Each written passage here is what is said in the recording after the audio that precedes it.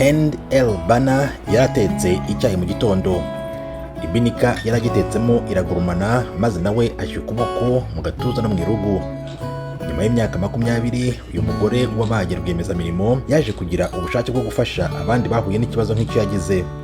Yaje no kwishakira akazi gahoraho. Kuri ubu afite iduka ricuruza ibintu kuri internet ryitwa Shahrazad. El-Banna niwe ubwe wikorera ibyo acuruza kugira ngo akureho imyumvire y'abantu bamwe na bamwe baba bafite ku bantu bageze ikibazo cy'ubushye nk'ubu bukabije. El-Banna yavukiye mu Misiri ariko yakuriye muri Arabia Saudite. Aha muri Arabia Saudite niho yanakoraga mu irerero ry'abana bato. Nyuma y'igihe gito atangiye akazi, umuyobozi we yamubwiye ko badashobora gukomeza gukorana. Umuyobozi wanjye yambwiye ko bibabaje kuba tudashobora gukomeza gukorana, kuko yambwiye ko hari umwana uterwa ubwoba no kubona ubushye bwo ku kuboko kwanjye. Ubwo rero yaragiye abibwira se maze bamukura kuri iryo shuri. Bambwiye ko ibi bishobora gutuma n'abandi bana bagenda maze ishuri rigahomba kubera njye. El-Banna avuga ko ubwo yarasubiye iwabo mu Misiri yababaye ndetse bikamubera nk'ikimenyetso kigaragaza neza ko nta hantu azabona akazi ngo akagumeho. Si ibyo gusa byo mu kazi kandi kuko anavuga ko yanabenzwe inshuro enye zose ubwo imiryango y'abahungu bari baramubengutse itamwishimiye kubera uko agaragara. Uyu munsi El-Banna afite icyizere cyo gukomeza abandi bameze nka we no kwigisha sosiyete muri rusange abicishije mu byo akora no mu ishyirahamwe rye ryitwa El-Banna riri mu mujyi wa Alexandria rifasha abantu benshi bahiyemo mu Misiri. Avuga ko azabikora nk'uko abaganga bafasha abarwayi cyangwa abantu bize ibijyanye n'indwara zo mu mutwe, uko bafasha abandi babagira inama hirya no hino mu gihugu hose.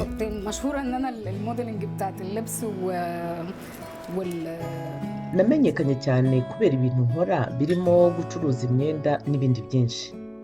Nyuma rero yo kureba kuri internet nkabona abantu bafite ubushye baririmba, urugero nko muri America's Got Talent, nabonye bafatwa nk'abantu basanzwe. Ariko hano mu Misiri ntabwo bisanzwe. Nyitangira gucuruza ibintu nkora, abantu bambwiraga ko ntagomba kwerekana ukuboko kwanjye kuko batekereza ko mbikoreshwa no kugira ngo bangirire impuhwe.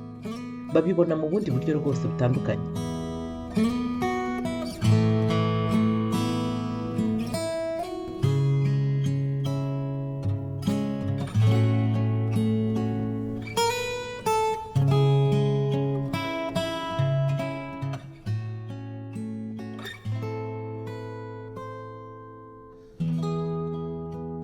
Undi ufite ikibazo nk'iki ni Hana Ashraf w'imyaka 21 y'amavuko.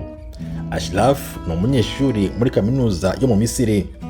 Yahiye afite imyaka 8 ubwo yasokaga essence mu muriro ashaka gushyushya mu nzu kuko hari mu bihe by'ubukonje. Nkiri umwana sinashoboraga kwireba. Ubwo nirebye bwa mbere mu ndorerwamo nasozaga amashuri yisumbuye. Ntabwo nigeze nifotoza nkiri muto. Cyakora iyo ntaza kwifotoza ifoto imwe niga muri primaire ntabwo nari kuzigera menya uko nsa.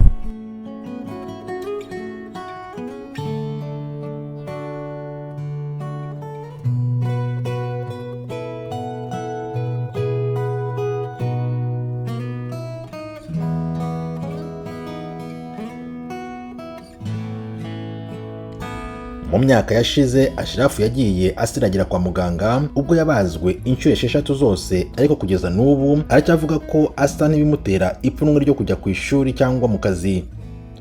Kuri ubu ishyirahamwe rya El-Banna ryashinzwe na El-Banna rimaze gufasha abantu bagera kuri 500. Undi muntu wahuye n'ikibazo cy'ubushye ufashwa na El-Banna ni Mahamdu. Atanga ubuhamya bwe avuga ko kuba abantu barahuye n'iki kibazo batagomba kubaho bumva ko hari ikintu bagomba gukora kugira ngo abantu babakunde. Mahamdu umaze kubagwa inshuro 17 zose yavuze ko icyo umuntu wese wahuye n'iki kibazo agomba gukora ari ibyo abona ko ari byiza kuri we.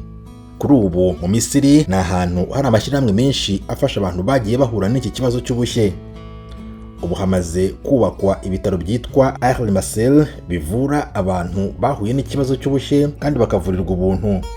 Ibi bitaro bishobora kuzaba ari byo bya mbere binini mu karere bizajya bikora biciye mu mfashanyo. Tim Harris Shimwe, Ijwi ry'Amerika.